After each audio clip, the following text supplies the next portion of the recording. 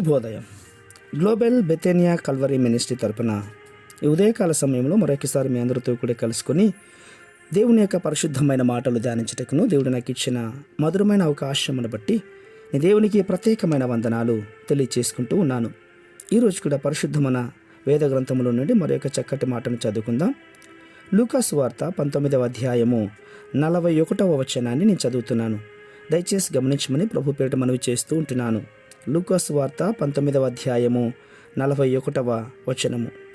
ఆయన పట్టణమునకు సమీపించినప్పుడు దానిని చూచి దాని విషయమై ఏడ్చి దేవునికి మహిమ కలుగునుగాక. అవును ప్రియులారా, చివరిసారిగా ఒలీవ కొండ నుండి యెరూషలేమునకు ఊరేగింపుగా వస్తున్నటువంటి యేసుక్రీస్తు యొక్క కన్నులు కన్నీళ్లతో నిండిపోయాయి.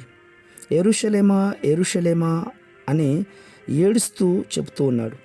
ఆయన దైవకుమారుడు, ఆయన ప్రవక్త కనుక యెరూషలేమును గురించి మరి గతకాలంలో ఆ యొక్క మహిమను జ్ఞాపకంలో చేసుకుని ఇప్పుడు జరుగుతున్నటువంటి ఇబ్బందికరమైన పరిస్థితిని చూసి రాబో ఉగ్రత నాశనము ఆయన కన్నుల ఎదుట కనబడుతూ ఉన్నాయి.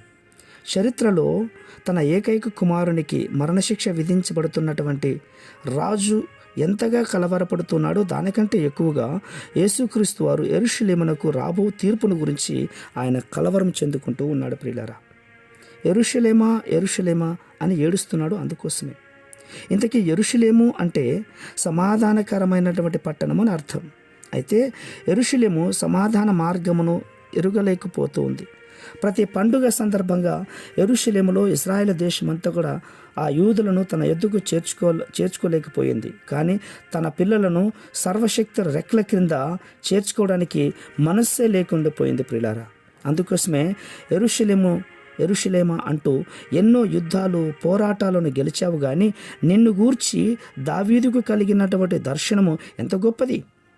యెరూషలేమా, మహిమగల ఆ దేవాలయమును కట్టే విషయం సొలొమోను తండ్రి అయినటువంటి దావీదుకు ఇచ్చిన కళను నువ్వు నిజం చేసావు కదా, నీవు ఆ మహిమను కాపాడుకోలేకపోయావే.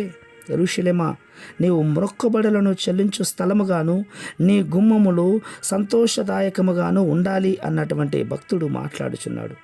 ప్రియులారా, ఈనాడు ఆ యెరూషలేము యొక్క వీధులన్నీ కూడా బ్రద్దలైపోతున్నాయి. క్రీస్తు హృదయం బ్రద్దలై విలిపిస్తున్నాడు, ఏడుస్తున్నాడు. నీవు నీ మార్గమును సరిచేసుకోలేవా? ఆ రోజు యెరూషలేము కొరకు ఏడ్చినటువంటి యేసుక్రీస్తు యొక్క కన్నులు ఈరోజు నీ తట్టు కూడా చూస్తూ ఉన్నాయి. యేసును వెంబడించటంలో నువ్వు వెనకడుగు వేస్తూ ఉంటున్నావా?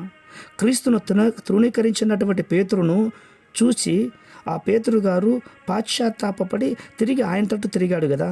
అలాగే సహోదర సహోదరులారా, నీవు యేసు వైపు యేసును దృష్టిస్తే గనుక నిజముగా నీవు కూడా దీవించబడతావు.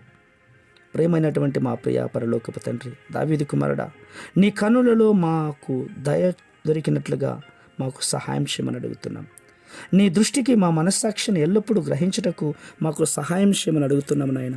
మమ్మల్ని అనాథగా వదలకండి, మా ప్రార్థన అంగీకరించండి. అట్టి కృప మీరు దయచేస్తున్నందుకే స్తోత్రాలు అర్పించుకుంటూ చిన్న ప్రార్థనను మా రక్షకుడిని యేసయ్య బట్టి అడిగి వేడుకొని పొందుతున్నాం మా తండ్రి. ఆమేన్, ఆమేన్, ఆమేన్.